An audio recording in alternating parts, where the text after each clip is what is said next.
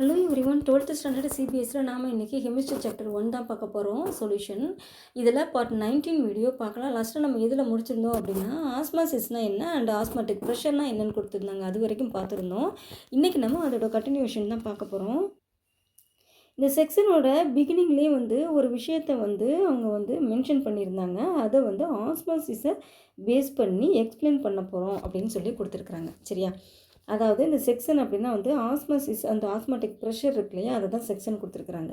அதில் ஸ்டார்டிங்கில் ஒரு விஷயம் சொல்லியிருந்தாங்க. அதை ஆஸ்மாசிஸ் மூலமாக எக்ஸ்பிளைன் பண்ண போகிறோம் அப்படின்னு சொல்லி கொடுத்துருக்குறாங்க. என்ன அப்படின்னா ஃப்ரெஷ்ஷான ஒரு மாங்காய், சரியா, ஃப்ரெஷ்ஷான ஒரு மாங்காயை கான்சன்ட்ரேட்டடாக இருக்கக்கூடிய சால்ட்டு சொல்யூஷன், சரியா, அங்கே ப்ளேஸ் பண்ணுறாங்க.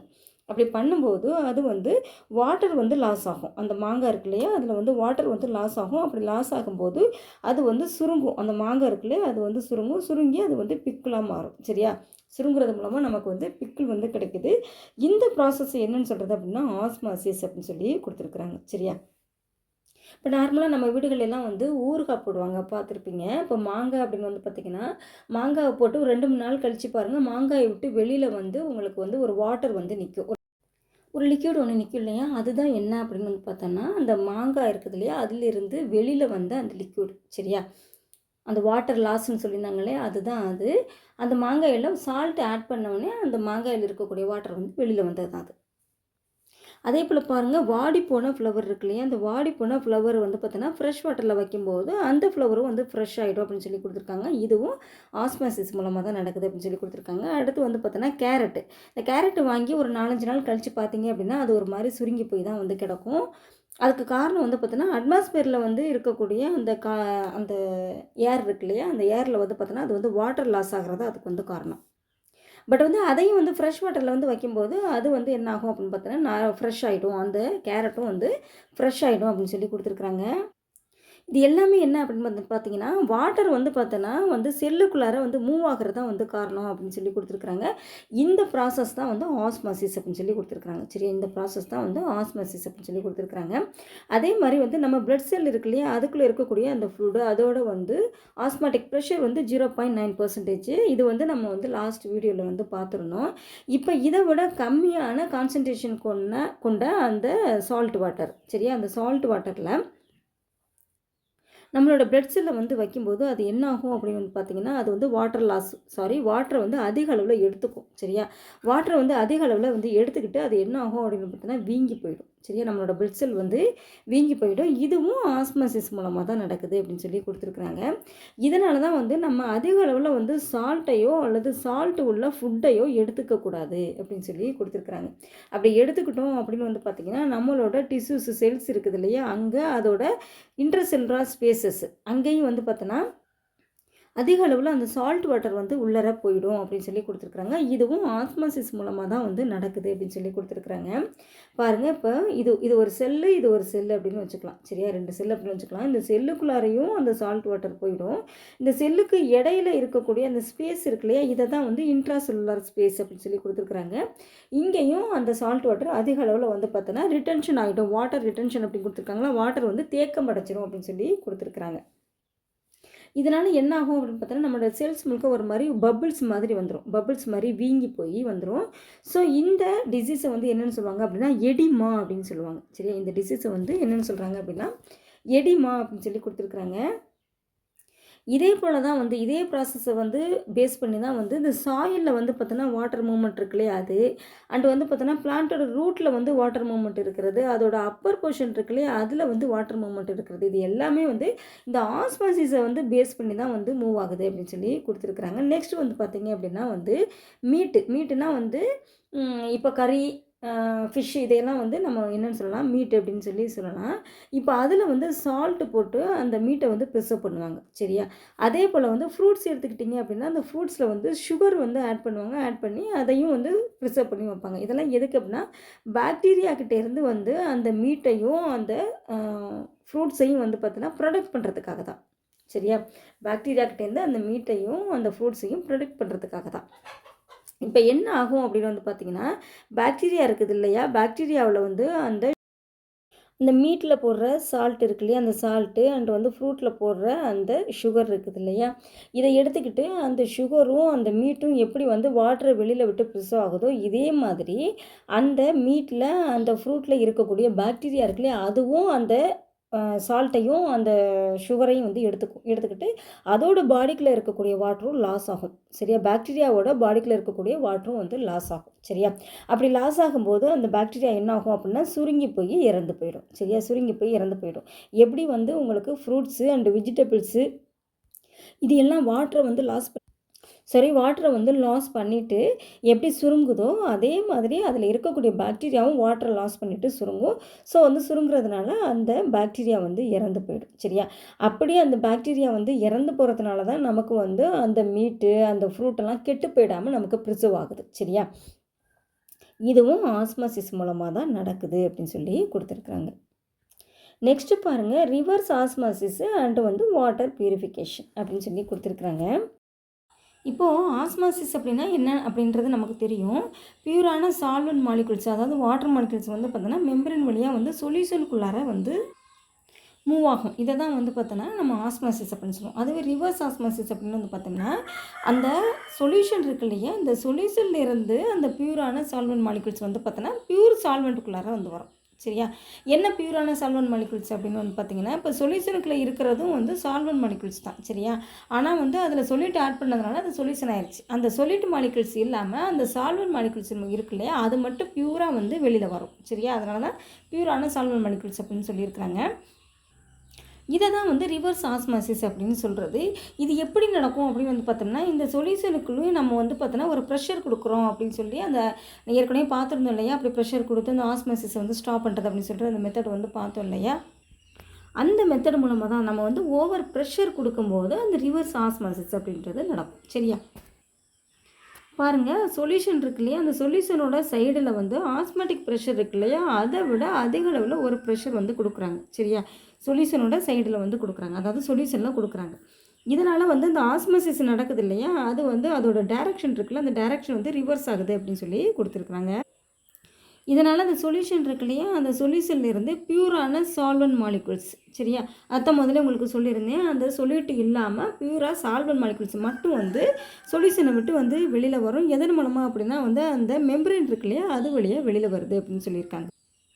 இந்த ப்ராசஸ் தான் என்னென்னு சொல்கிறது ரிவர்ஸ் ஆஸ்மாசிஸ் அப்படின்னு சொல்லி கொடுத்துருக்குறாங்க. இது நம்ம லைஃப்பில் வந்து ரொம்ப இம்பார்ட்டண்ட்டாக எப்போவுமே நடந்துகிட்ருக்கு இந்த ப்ராசஸ் வந்து அப்படின்னு சொல்லி கொடுத்துருக்காங்க. எதுனா ரிவர்ஸ் ஆஸ்மாசிஸ் வந்து எப்போவுமே நடந்துகிட்ருக்கு அப்படின்னு சொல்லி கொடுத்துருக்குறாங்க.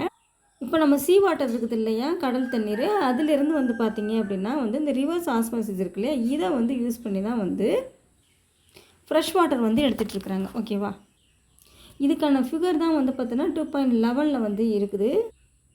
பாருங்கள், இதுதான் வந்து சீ வாட்டரு. இந்த சீ வாட்டரில் வந்து பார்த்தோன்னா பிஸ்டன் வச்சு ஒரு ப்ரெஷர் வந்து கொடுக்குறாங்க. அப்படி ப்ரெஷர் கொடுக்கும்போது இங்கே இருந்து வந்து பார்த்தோன்னா பியூரான வாட்டர் மட்டும் என்ன ஆகும் அப்படின்னு பார்த்தோம்னா இங்கே வரும். அந்த சால்ட் வாட்டர் இருக்கு இல்லையா, சால்ட் இருக்கு இல்லையா, அது வந்து கீழே போயிடும். சரியா, இப்போ இதை வந்து இந்த ஃப்ரெஷ் வாட்டரை நம்ம வந்து எடுத்துக்கலாம். ஓகேவா, பாருங்கள், ஆஸ்மாட்டிக் ப்ரெஷர் இருக்கு இல்லையா, அந்த ப்ரெஷரை விட அதிக அளவில் ஒரு ப்ரெஷரை வந்து நம்ம சீ வாட்டரில் வந்து கொடுக்கும்போது அது வந்து மெம்பரேன் வழியாக நம்ம வந்து கொடுக்கும்போது நமக்கு வந்து பியூர் வாட்டர் வந்து கிடைக்குது அப்படின்னு சொல்லி கொடுத்துருக்குறாங்க. இப்போ வந்து பார்த்தோன்னா அந்த மெம்பரேன் இருக்குது இல்லையா, அந்த மெம்பரேன் வந்து நிறைய வெரைட்டியில் வந்து பார்த்தோன்னா பாலிமர் மெம்பரேன் நமக்கு வந்து கிடைக்குது அப்படின்னு சொல்லி கொடுத்துருக்குறாங்க.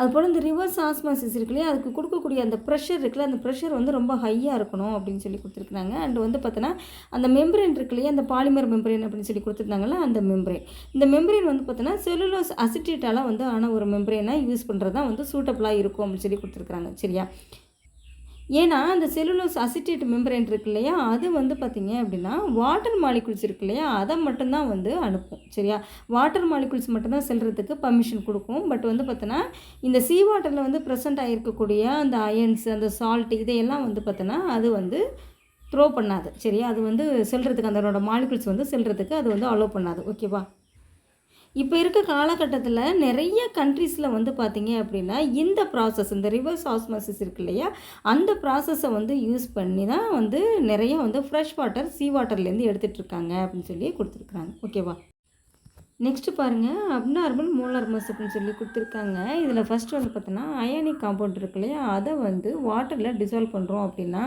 அது வந்து கேட்டயான்ஸாவும் ஆனயன்ஸாவும் வந்து பிரியும் அப்படின்னு சொல்லி கொடுத்துருக்குறாங்க. இதுக்கு ஃபார் எக்ஸாம்பிள் வந்து பார்த்தோன்னா, 1 மோல் கேசிஎல் வந்து எடுத்துக்கிறாங்க. சரியா, கேசிஎல் வந்து 1 மோல் எடுத்துக்கிறாங்க. 1 மோல் எவ்வளோ அப்படின்னா 74.5 கிராம் அப்படின்னு சொல்லி எடுத்துக்கிறாங்க. ஓகேவா, இதை வந்து வாட்டரில் டிசால்வ் பண்ணுறாங்க. ஓகே, வாட்டரில் டிசால்வ் பண்ணும்போது அது என்ன ஆகுது அப்படின்னா K+ அயனாகவும் அண்டு Cl- அயனாகவும் வந்து பிரியுது. இதில் சொல்யூஷனுக்குள்ளார பிரியுது அப்படின்னு சொல்லியிருக்கிறாங்க. அது எப்படி பிரியுது அப்படின்னா வந்து 1 மோல் வந்து ஈச் அப்படின்னு சொல்லி கொடுத்துருக்காங்க. அப்படின்னா வந்து இந்த K+ இருக்குது இல்லையா, இது வந்து 1 மோலாகவும், இந்த Cl- இருக்கு இல்லையா, இது வந்து 1 மோலாகவும், மொத்தம் வந்து 2 மோலாக வந்து அது வந்து பிரியுது அப்படின்னு சொல்லி கொடுத்துருக்குறாங்க. சரியா, அப்போ 2 மோல் வந்து அந்த 2 மோல் ஆஃப் பார்ட்டிகிள்ஸ் வந்து பார்த்தோன்னா அந்த சொல்யூஷனுக்குள்ளார இருக்குது அப்படின்னு சொல்லி கொடுத்துருக்குறாங்க. இப்போது அந்த 2 பார்ட்டிகிள்ஸ் இருக்கு இல்லையா, அதுக்குள்ளார அந்த இன்ட்ரியானிக் அட்ராக்ஷன்ஸ் இருக்கு இல்லையா, அதை நம்ம இக்னோர் பண்ணிட்டோம் அப்படின்னு வச்சுக்குவோம். அதாவது அதை ஜாயின் பண்ண விடாமல் தடுத்துட்டோம் அப்படின்னு வச்சுக்குவோம். அப்போது 1 கிலோகிராம் வாட்டர் இருக்குது இல்லையா, அந்த வாட்டரில் 1 மோல் கேசிஎல் இருக்கு இல்லையா, இதோட பாயிலிங் பாயிண்ட்டு, இதோட பாயிலிங் பாயிண்ட் அப்படின்றது இன்க்ரீஸ் ஆகும் அப்படின்னு சொல்லி கொடுத்துருக்குறாங்க. சரியா, இன்க்ரீஸ் ஆகுது அப்படின்னா வந்து பாயிலிங் பாயிண்ட் வந்து பார்த்திங்கன்னா உங்களுக்கு 0.52 கெல்வின்னு. இது வந்து 2 மோலாக மாறும்போது அப்போ வந்து 2 இன்ட்டு அப்படின்னு போட்டுக்கணும். அப்போ இன்க்ரீஸ் ஆகும்போது 2 இன்ட்டு 0.52 கே. சரியா, 0.52 கே. இதை வந்து நீங்கள் மல்டிபிள் பண்ணும்போது 2 2 4 அண்டு வந்து 5 2 10 அப்படின்னு வரும். சரியா, இப்போ பாயிண்ட்டுக்கு அப்புறம் 2 நம்பர் இருக்குதா, இந்த 2 நம்பரை நம்ம வந்து 2 நம்பருக்கு முன்னால் 1 2 நம்பருக்கு முன்னால் பாயிண்ட் வச்சிடலாம். 1.04 கெல்வின் அப்படி மாதிரி வந்து இதனோட கெல்வின் வந்து இன்க்ரீஸ் ஆகும் அப்படின்னு சொல்லி கொடுத்துருக்காங்க. 0.52 கெல்வினாக இருந்தது 1.04 கெல்வினாக இன்க்ரீஸ் ஆகும் அப்படின்னு சொல்லி கொடுத்துருக்குறாங்க. பாருங்கள், ஒரு சொல்யூஷன் இருக்குது அப்படின்னா அதில் வந்து ஃபஸ்ட்டு வந்து ஒரு கேசிஎல்லில் ஃபஸ்ட்டு வந்து போடுறாங்க. கேசிஎல் அப்படின்றது உங்களுக்கு வந்து எத்தனை கிராம் இருக்குது அப்படின்னா வந்து எத்தனை மோல் இருக்குது அப்படின்னா 1 மோல் வந்து இருக்குது. கேசிஎல் வந்து பார்த்தோன்னா 1 மோல் இருக்குது. சரியா, இப்போ இது சொல்யூஷனுக்குள்ளே போகும்போது K+ அண்டு வந்து பார்த்தோன்னா Cl- பிரியுது. சரியா, இப்போ பிரியும் போது கேசிஎல்லாக இருக்கும்போது இதோட மோலார் மாஸ் வந்து 1 மோல். சரியா, இது பிரியும் போது K+ அப்படின்றது 1 மோலாகவும் அண்டு வந்து Cl- வந்து 1 மோலாகவும் இருக்குது அப்படின்னு சொல்லி கொடுத்துருக்குறாங்க. சரியா, ஸோ வந்து இது 1 மோல், இது 1 மோல், 2 மோலாக வந்து பிரிஞ்சிருக்கு அப்படின்னு சொல்லி கொடுத்துருக்குறாங்க. ஸோ அந்த 2 தான் இது, புரியுதா, அந்த 2 தான் இது. ஸோ சொல்யூஷனுக்குள்ளார வந்து பார்த்தோன்னா 2 மோல் பார்ட்டிகிள்ஸ் வந்து இருக்குது. சொல்யூஷனுக்குள்ளார வந்து பார்த்தோன்னா 2 மோல் பார்ட்டிகிள்ஸ் வந்து இருக்குது. அதோட மாஸ் வேல்யூ வந்து பார்த்தோன்னா 74.5 கிராம் அப்படின்னு சொல்லி கொடுத்துருக்குறாங்க. சரியா, அப்போது சொல்யூஷனுக்கு வெளியில் இருக்கக்கூடிய 1 மோல் கேசிஎல் இருக்குது இல்லையா, அதோட மாஸ் வேல்யூ எவ்வளவு அப்படின்னு வந்து பார்த்திங்கன்னா 37.25 கிராம் அப்படின்னு சொல்லி கொடுத்துருக்குறாங்க. சரியா, அதாவது கேசிஎல் இருக்குது இல்லை, இந்த கேசிஎல் வந்து பார்த்தோன்னா 1 மோல், புரியுதா, கேசிஎல் அப்படின்றது 1 மோல். இதிலிருந்து K+ அப்படின்றதும் Cl- பிரியும் போது இது 1 மோல், இது 1 மோல் அப்படின்னு 2 மோல் பிரியுது. சரியா, இது ரெண்டுமே வந்து சேர்ந்தது வந்து அதோட மாஸ் வேல்யூ வந்து 74.5 கிராம் அப்படின்னு வச்சுக்கோ. சரியா, அப்போ 2 மோல் அப்படிங்கிறது 74.5 கிராம் இருந்துச்சு அப்படின்னா அப்போ 1 மோல் கேசிஎல் அப்படின்றது எவ்வளவா இருக்கும், அதில் பாதி 37.25 கிராம் அப்படின்னு சொல்லி கொடுத்துருக்குறாங்க. புரியுதா, சொல்யூஷனுக்குள்ளார அது பிரியும் போது 2 மோலாக வந்து பிரியுது. அப்படி வந்து இது 1 மோல் அது 1 மோல் பிரியும் போது அதோட மாஸ் வேல்யூ வந்து 74.5 கிராம் அப்படின்னா வந்து அப்போ 1 மோலாக இருக்கக்கூடிய 2 மோல் வந்து 74.5 கிராம் அப்படின்னா அப்போ 1 மோலாக இருக்கக்கூடிய கேசிஎல் வந்து அது வந்து அதில் பாதி தான் இருக்கும், 37.25 கிராம் தான் இருக்கும் அப்படின்னு சொல்லி கொடுத்துருக்குறாங்க. இதுலேருந்து நமக்கு வந்து என்ன தெரியுது அப்படின்னு வந்து பார்த்தோம்னா, இந்த சொல்யூட் மாலிகுல்ஸ் இருக்குது இல்லையா, இந்த சொல்யூட் வந்து பார்த்தோன்னா அயான்ஸாக வந்து பிரியும் போது, சரியா, இந்த சொல்யூட் வந்து அயான்ஸாக வந்து பிரியும் போது அதோட மோலார் மாஸ் வந்து எப்போவுமே வந்து உண்மையான வேல்யூவை விட வந்து லோயராக மாறும், குறையும் அப்படின்னு சொல்லி கொடுத்துருக்குறாங்க. சரியா, உண்மையான வேல்யூவை விட குறையும் அப்படின்னு சொல்லி கொடுத்துருக்குறாங்க. நெக்ஸ்ட்டு பாருங்கள், எத்தனாயிக் ஆசிட். இந்த எத்தனாயிக் ஆசிட் இருக்குல்லையே, இதுக்கு இன்னொரு பேர் தான் வந்து அசிட்டிக் ஆசிட் சொல்லி கொடுத்துருக்குறாங்க.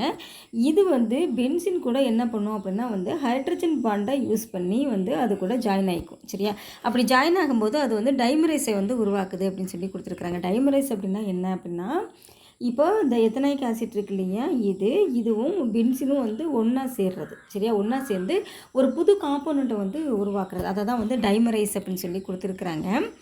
இது எது மூலமாக அது வந்து ரெண்டும் ஜாயின் ஆகிக்குதுன்னா ஹைட்ரஜன் பாண்ட் மூலமாக ஜாயின் ஆகிக்குது அப்படின்னு சொல்லி கொடுத்துருக்குறாங்க. ஹைட்ரஜன் பாண்ட்னா அந்த டபுள் பாண்ட் இருக்குல்லையே, அதுதான் வந்து ஹைட்ரஜன் பாண்ட் அப்படின்னு சொல்லி கொடுத்துருக்குறாங்க. இது நார்மலாக வந்து எந்த சால்வெண்ட்ஸில் வந்து நடக்கும் அப்படின்னு வந்து பார்த்திங்கன்னா வந்து லோ டை எலக்ட்ரிக் கான்ஸ்டன்ட் அப்படின்ற இந்த சால்வெண்ட்ஸில் தான் நார்மலாக இந்த மாதிரி டைமரைஸ் எல்லாம் வந்து நடக்கும் அப்படின்னு சொல்லி கொடுத்துருக்குறாங்க. இந்த மாதிரி டைமரைசேஷன் வந்து நடக்கும்போதும் அந்த பார்ட்டிகிள்ஸ் இருக்குது இல்லையா, அதோட பார்ட்டிகிள்ஸோட நம்பர்ஸ் வந்து ரெடியூஸ் ஆகும் அப்படின்னு சொல்லி கொடுத்துருக்குறாங்க. சரியா, அந்த பார்ட்டிகிள்ஸோட நம்பர் வந்து ரெடியூஸ் ஆகும் அப்படின்னு சொல்லி கொடுத்துருக்குறாங்க. இந்த மாதிரி எத்தனாயிக் ஆசிட் இருக்கு இல்லையா, அதுவும் அண்டு வந்து பார்த்தீங்கன்னா பென்சீனும் வந்து அசோசியேட் ஆகும்போது அந்த எத்தனாயிக் ஆசிட் இருக்கு இல்லையா, அதோட டெல்டா டிபினா என்ன அப்படின்னு பார்த்தீங்கன்னா பாயிலிங் பாயிண்ட்டு, இல்லைனா வந்து டெல்டா டிஎஃப் அப்படின்னா வந்து ஃப்ரீசிங் பாயிண்ட்டு. இது வந்து பார்த்தோன்னா அதோட நார்மல் வேல்யூவை விட வந்து பார்த்தோன்னா ஹாஃபாக குறையும் அப்படின்னு சொல்லியிருக்கிறாங்க. சரியா, அது வந்து நமக்கு டவுட் இல்லாமல் தெரியுது அப்படின்னு சொல்லியிருக்காங்க. சரியா, எத்தனாயிக் ஆசிட்டும் அண்ட் வந்து பென்சீனும் அசோசியேட் ஆகும்போது அதோட பாயிலிங் பாயிண்ட்டாக இருக்கட்டும் அல்லது வந்து ஃப்ரீசிங் பாயிண்ட்டாக இருக்கட்டும், அது வந்து நார்மல் வேல்யூவை விட ஹாஃபாக குறையும் அப்படின்னு சொல்லியிருக்காங்க. அதே போல் இந்த டெல்டா டிபி இருக்கு இல்லையா, இந்த டெல்டா டிபி அண்ட் வந்து டெல்டா டிஎஃப் இருக்கு இல்லையா, இந்த வேல்யூ இது ரெண்டையும் பேஸ் பண்ணி வந்து நம்ம மோலார் மாஸை வந்து நீங்கள் கால்குலேட் பண்ணினீங்க அப்படின்னா அது வந்து நம்ம எதிர்பார்க்குற அந்த வேல்யூவை விட வந்து டுவைஸாக இருக்கும், அதாவது 2 மடங்காக இருக்கும் அப்படின்னு சொல்லி கொடுத்துருக்குறாங்க. இந்த மாதிரி மோலார் மாஸ் வேல்யூ இருக்குது இல்லையா, அது வந்து நம்ம எக்ஸ்பெக்ட் பண்ணுற வேல்யூவை விட அல்லது நார்மல் வேல்யூ அதை விட வந்து லோயராகவோ அல்லது ஹையராகவோ இருந்துச்சுன்னா அந்த மோலார் மாஸை அப்நார்மல் மோலார் மாஸ் அப்படின்னு சொல்கிறது. சரியா, அதை தான் வந்து அப்நார்மல் மோலார் மாஸ்ன்னு சொல்லணும் அப்படின்னு சொல்லியிருக்காங்க. ஓகேவா, நம்ம எக்ஸ்பெக்ட் பண்ணுற அல்லது நார்மலாக இருக்கக்கூடிய அந்த வேல்யூவை விட அதிகமாகவோ குறைவாகவோ இருந்துச்சுன்னா அந்த மாதிரியான மோலார் மாஸை வந்து அப்நார்மல் மோலார் மாஸ் அப்படின்னு சொல்லியிருக்காங்க. 1880 வால்ஹாப் அப்படின்னு ஒருத்தர் இவர் என்ன பண்ணுறாருன்னா ஒரு ஃபேக்டரை வந்து இன்ட்ரடியூஸ் பண்ணுறாரு. அந்த ஃபேக்டர் என்ன அப்படின்னு பார்த்தோன்னா ஐ அப்படின்ற இந்த ஃபேக்டர். ஓகேவா, இவர் வந்து இன்ட்ரடியூஸ் பண்ணதுனால இந்த ஃபேக்டரோட நேமே வந்து வான்ஹாஃப் ஃபேக்டர் அப்படின்றதான் வந்து அதோட நேம். இது எதுக்கு யூஸ் ஆகுது அப்படின்னா வந்து டிஸ்அசோசியேஷன் ஆர் வந்து அசோசியேஷனை கால்குலேட் பண்ணுறதுக்கு இந்த ஐ அப்படின்ற இந்த ஃபேக்டர் வந்து யூஸ் ஆகுது. இது எப்படி டிஃபைன் பண்ணியிருக்கிறாங்க அப்படின்னா வந்து normal molar mass by abnormal molar mass, observed colligative property or calculated colligative property, total number of mole of particles after association or disassociation, number of mole of particles before association or disassociation. Next abnormal molar mass இருக்குது இல்லையா, இதை எப்படி வந்து assume பண்ணிக்கலாம் அப்படின்னா வந்து experiment மூலமாக வந்து டிட்டர்மின் பண்ணக்கூடிய மோலார் மாஸு அண்டு வந்து பார்த்தோன்னா கால்குலேட் பண்ணக்கூடிய கொல்லிகேட்டிவ் ப்ராப்பர்ட்டிஸு. நான் வாலட்டிவ் சொல்லிட்டாக இருந்துச்சுன்னா அதோட நெய்தர் அசோசியேட்டட் அண்டு வந்து நார் டிசோசியேட்டட் அப்படின்னு சொல்லி கொடுத்துருக்காங்க. இப்போ அசோசியேஷன் அடிப்படையில் வந்து அந்த ஐயோட வேல்யூ வந்து சொல்லணும் அப்படின்னா வந்து லெஸ் தென் யூனிட்டி அப்படின்னு சொல்லி கொடுத்துருக்குறாங்க, அதாவது 1ஐ விட குறைவாக இருக்கும். சரியா, அசோசியேஷன் அடிப்படையில் ஐயோட வேல்யூ அப்படின்னு பார்த்தோம்னா 1ஐ விட குறைவாக இருக்கும். அதே வந்து பார்த்தோன்னா டிசோசியேஷன் இருக்குது இல்லையா, அந்த அடிப்படையில் வந்து ஐயோட வேல்யூ வந்து பார்த்தீங்க அப்படின்னா கிரேட்டர் தென் யூனிட்டி அப்படின்னு சொல்லி கொடுத்துருக்காங்க. அப்போ 1ஐ விட அதிகமாக இருக்கும் அப்படின்னு சொல்லி இதோட மீனிங் எடுத்துக்கணும். இதுக்கு எக்ஸாம்பிள் கொடுத்துருக்காங்க பாருங்கள். கேசிஎல் இருக்கு இல்லையா, இது வந்து டைலூட் சொல்யூஷனாக எடுத்துக்கிறோம். சரியா, இதோட ஐ வேல்யூ வந்து பார்த்திங்கன்னா வந்து 2க்கு க்ளோஸாக இருக்கும் அப்படின்னு சொல்லி கொடுத்துருக்குறாங்க. சரியா, இதோட ஐ வேல்யூ வந்து 2க்கு க்ளோஸாக இருக்கும் அப்படின்னு சொல்லி கொடுத்துருக்குறாங்க. பென்சிலில் இருக்கக்கூடிய எத்தனாயிக் ஆசிட் இருக்கு இல்லையா, இதோட ஐ வேல்யூ வந்து பார்த்திங்க அப்படின்னா 0.5க்கு அருகில் இருக்கும், பக்கத்தில் இருக்கும் அப்படின்னு சொல்லியிருக்கிறாங்க. சரியா, இப்போது இந்த கொல்லிகேட்டிவ் ப்ராப்பர்ட்டிஸ் வந்து இருக்குது இல்லையா, இந்த ப்ராப்பர்ட்டிஸில் இந்த ஐ வேல்யூ இருக்குது இல்லையா, அந்த ஐ வேல்யூவை வந்து நம்ம வந்து ஆட் பண்ணும்போது அந்த ஈக்குவேஷன் வந்து எப்படி மாடிஃபை ஆகுது அப்படின்னு சொல்லி கீழே வந்து கொடுத்துருக்குறாங்க. இது எதை பேஸ் பண்ணி கொடுத்துருக்குறாங்கன்னா சால்வெண்ட்டோட வேஃபர் ப்ரெஷர் இருக்குது இல்லையா, அது லோயர் ஆகும் இல்லையா, அதை வந்து பேஸ் பண்ணி கொடுத்துருக்குறாங்க. பாருங்கள், பியூர் காம்போனண்ட் இருக்குது இல்லையா, காம்போனண்ட் 1 அது பியூராக இருக்கும்போது அதோட வேஃபர் ப்ரெஷர் அண்டு வந்து மைனஸ் வந்து சொல்யூஷனோட வேப்பர் ப்ரெஷர், அதே மாதிரி வந்து பியூர் காம்பனண்ட் 1ஓட வேப்பர் ப்ரெஷர் கீழே வந்து கொடுத்துருக்காங்க. ஈக்குவல் வந்து பார்த்திங்கன்னா வந்து இந்த ஃபேக்டர் வந்து கொடுத்துருக்குறாங்க பாருங்கள், ஐ ஃபேக்டர் கொடுத்துருக்காங்க. அப்புறம் N2/N1 அப்படின்ற இந்த வழி வந்து கொடுத்துருக்காங்க. இந்த ஈக்குவேஷன் வந்து கொடுத்துருக்குறாங்க. இப்போ பாருங்கள், எலவேஷன் ஆஃப் பாயிலிங் பாயிண்ட் இருக்கு இல்லையா, அதை வந்து கொடுத்துருக்குறாங்க பாருங்கள். அதில் வந்து எல்லாத்துலேயுமே வந்து ஐ வேல்யூ வந்து வச்சு இன்க்ளூட் பண்ணியிருக்காங்க. இப்போ இது வந்து நமக்கு தெரியும், இந்த வேல்யூ வந்து ஏற்கனவே நம்ம வந்து பார்த்துருந்தோம். பட் இதில் வந்து எல்லாத்துலேயுமே வந்து ஐ வேல்யூ வந்து பார்த்தோன்னா ஆட் பண்ணியிருக்கிறாங்க. டிப்ரெஷன் ஆஃப் ஃப்ரீசிங் பாயிண்ட்டு அதுலேயும் பாருங்கள் ஐ வேல்யூ ஆட் பண்ணியிருக்கிறாங்க. அதே மாதிரி ஆஸ்மாட்டிக் ப்ரெஷர் ஆஃப் சொல்யூஷன் இருக்கு இல்லையா, ஆஸ்மாட்டிக் ப்ரெஷர் பை வேல்யூ, அதுலேயும் வந்து பார்த்தோன்னா ஐ வேல்யூ வந்து வச்சுருக்காங்க. நெக்ஸ்ட்டு பாருங்கள் 2.4 டேபிள் இருக்கு இல்லையா, இதில் வந்து நிறைய ஸ்ட்ராங் எலக்ட்ரோலைட்ஸ் இருக்குது சரியா, அதோட ஐ வேல்யூ வந்து கொடுத்துருக்குறாங்க. அதில் வந்து பார்த்தோன்னா இந்த KCl, NaCl, MgSO4 magnesium sulphate, இதோட இந்த சொல்யூஷன் எல்லாமே வந்து டைலூட் சொல்யூஷனாக இருந்துச்சு அப்படின்னா அதோட ஐ வேல்யூ வந்து பார்த்தீங்க அப்படின்னாக்க வந்துட்டு 2க்கு பக்கத்தில் இருக்குது அப்படின்னு சொல்லி கொடுத்துருக்குறாங்க சரியா. இந்த பாருங்கள் 2க்கு பக்கத்தில் இருக்குது அப்படின்னு சொல்லி கொடுத்துருக்காங்க. இது எல்லாமே வந்து டைலூட் சொல்யூஷன் அப்படின்னு சொல்லி கொடுத்துருக்குறாங்க. நெக்ஸ்ட் வந்து பார்த்தீங்க அப்படின்னா வந்து K2SO4 அப்படின்னாக்க வந்து பொட்டாசியம் சல்ஃபேட்டு, இதனோட ஐ வேல்யூ வந்து பார்த்தீங்க அப்படின்னாக்க வந்து அந்த 3க்கு க்ளோஸாக இருக்குது அப்படின்னு சொல்லி கொடுத்துருக்குறாங்க சரியா. 3க்கு க்ளோஸாக இருக்குது, அதுதான் இந்த வேல்யூ சரியா.